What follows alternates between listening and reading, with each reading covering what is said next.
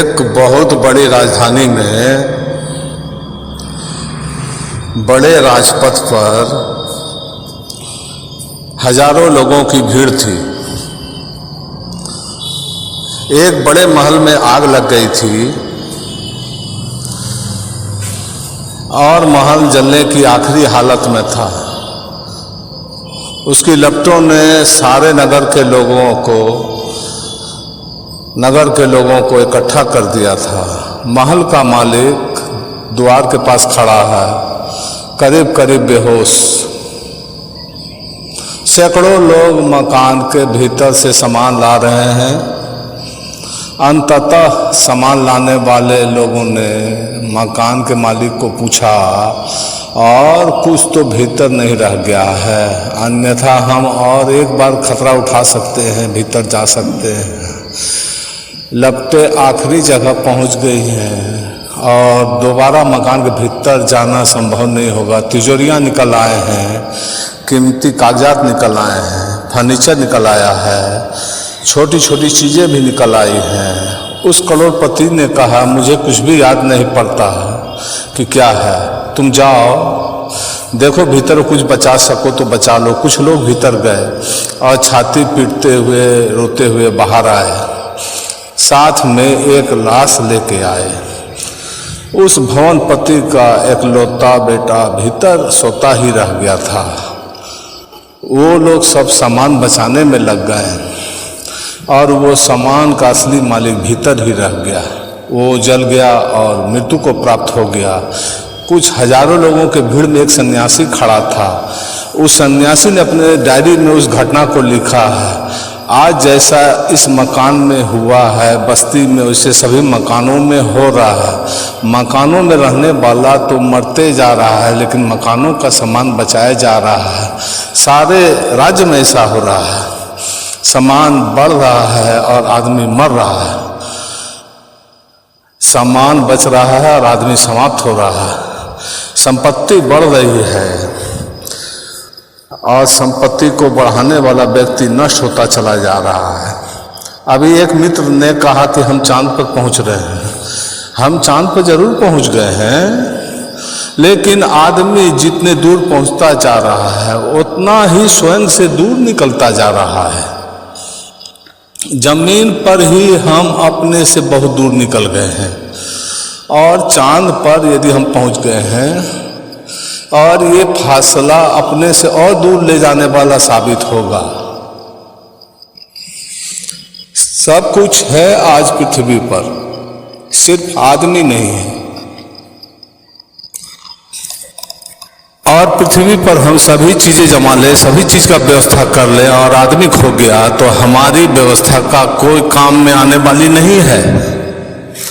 मैंने सुना है एक छोटे से स्कूल में एक भूगोल का अद्भुत अध्यापक था। वह बच्चों को भूगोल पढ़ाता था। उसने दुनिया के नक्शे के उसने बहुत से टुकड़े काट रखे थे और उन टुकड़े को मिला देता और फिर बोलता कि पुनः दुनिया का नक्शा जमाओ। बड़ा कठिन था दुनिया का नक्शा जमाना। दुनिया तो बहुत कठिन, एक घर का नक्शा जमाना मुश्किल हो जाता है। और इस तरह मिलाना बड़ा ही जटिल था, मुश्किल था। लेकिन एक लड़का बहुत होशियार रहा होगा, उसने उलट के उस टुकड़ों को देखा और हैरान हुआ कि जिस तरफ दुनिया का नक्शा था उसके उल्टे तरफ आदमी की तस्वीर थी। उसने दुनिया के नक्शा पर दिमाग लगाना छोड़ दिया और पीछे आदमी की तस्वीर का अनुसरण कर आदमी की तस्वीर को जमा दिया और इधर देखा दुनिया का नक्शा जम गया। और हम लोग सारे लोग इसी तरह दुनिया का नक्शा जमाने में लगे हैं और दुनिया का जो की है उसे ही हम जमाना भूल गए हैं। आदमी जम जाए तो दुनिया जम सकती है और आदमी ठीक हो जाए तो दुनिया ठीक हो सकती है। और अगर आदमी भीतर अराजक हो जाए, खंड खंड हो जाए, अस्त व्यस्त हो जाए तो हमारी दुनिया को जमाने का कोई अर्थ नहीं हो सकता और ना ही आज तक कोई ऐसा अर्थ हुआ है। लेकिन हम जिंदगी का ज़्यादा समय दुनिया को जमाने में नष्ट करते हैं। एक आदमी जितना अपने घर के फर्नीचर को जमाने का जितना चिंता उठाता है, उसने अपनी आत्मा की इतना चिंता कभी ना की हो जमाने की। हैरानी होती है यह बात जानकर कि आदमी क्षुद्र के साथ कितना समय नष्ट करता है और स्वयं को बिल्कुल ही भूल जाता है, जो व्यर्थ है। क्या फायदा अगर सारी दुनिया भी जम जाए और आदमी ना हो, तो उस दुनिया का हम क्या करेंगे? जीसस ने पूछा है बाइबल में, सारे दुनिया का राज मिल जाए और मैं स्वयं खो जाऊं उस राज को पाने में, तो ऐसी दुनिया को मैं पाके क्या करूंगा? और यही हुआ है, आदमी स्वयं को बेच दिया है। चीजें खरीदनी है बदले में एक महंगा सौदा हो गया, और हम सब भी वही महंगा सौदा किए जा रहे हैं। जीने से लेकर मरने तक यह सौदा चलता है। अपने को बेचते हैं और बाजार से सामान इकट्ठा करते हैं। एक दिन होता है कि सामान इकट्ठा हो जाता है और हमें पड़ोस के लोग उठा के अर्थी में शमशान ले जाते हैं, और ये चीज उनके बेटों को भी नहीं दिखाता है, और वो पुनः उस सामान को बढ़ाने में लग जाते हैं और पुनः उनकी अर्थी उठ जाती है, जिसे हम मकान समझ रहे हैं।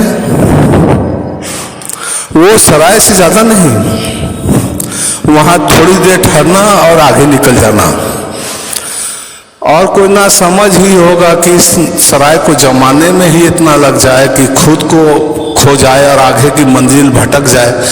हम लोग, कई लोग सराय में ठहरे होंगे, लेकिन कोई सराय को जमाने में नहीं लगता है। धर्मशाला में ठहरता है और फिर आगे निकल जाता है। फतेहपुर सिकरी के एक पुल पर, पुल के द्वार पर ये लिखा हुआ था, लिखवाया था कि ये पुल है, ये पार हो जाने के लिए है, रुकने के लिए नहीं। This is the bridge, this is to pass, not to stay. यहां से पार हो जाना है, यहां रुक नहीं जाना है। जिसे हम जिंदगी समझ रहे हैं वह सिर्फ एक सेतु है, एक ब्रिज है, जिससे हमें पार हो जाना है और आगे उस पर रुक नहीं जाना है। लेकिन हम सबका रास्ता बंद है, हम सब रुक गए हैं। मकान बनाए सीमेंट के, कंक्रीट के, पत्थरों के, हमें तो जाना पड़ेगा, लेकिन मकान वही रह जाएगा, कंक्रीट वही रह जाएगा। लेकिन हमें यह ख्याल नहीं आ पाता। हमने सुना है एक सुबह एक सम्राट के द्वार पर एक आदमी द्वारपाल से बहुत झगड़ा कर रहा था। वह द्वारपाल से कह रहा है कि मैं इस धर्मशाला में ठहरना चाहता हूँ। वह द्वारपाल कह रहा है कि आप पागल हो गए हैं, यह सराय नहीं है, सराय कहीं और खोजिए, ये राजा का महल है, ये राजा का निवास स्थान है। यहाँ तुम्हें हथकड़ियाँ पड़ जाएगी, सजा हो जाएगी, ये कोई साधारण मकान नहीं है। आगे का रास्ता देखो। मकानों का भी जानते हैं आप, अपमान और सम्मान होता है, लेकिन वो आदमी जिद्दी है। तुम हटो बीच से, तुम कौन हो जो तुम कहते हो कि ये मकान के मालिक से नहीं मिलने दूंगा। वह धक्का दे के द्वारपाल को देके भीतर चला गया। सम्राट ने उसकी आवाज सुन ली और उसने देखा कि वो दरबार में फकीर आके खड़ा हो गया, और उसने कहा राजा को कि कौन है वो मालिक जो इस सराय को अपना घर कहता है। राजा इससे क्रोधित हो गया और उसने कहा कि द्वारपाल से तुमने अभद्र किया, लेकिन मेरे राज में भी आके इस दरबार में इस तरह व्यवहार कर रहे हो, जो बहुत ही गुस्ताखी है।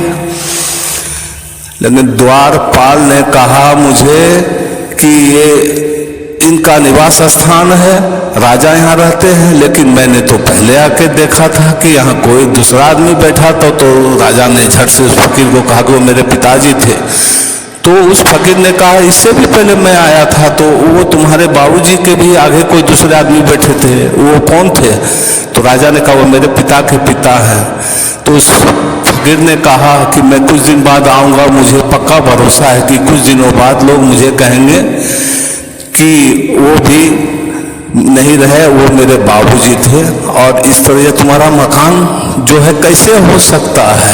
मालकियत से ज्यादा झूठ इस पृथ्वी में कुछ नहीं।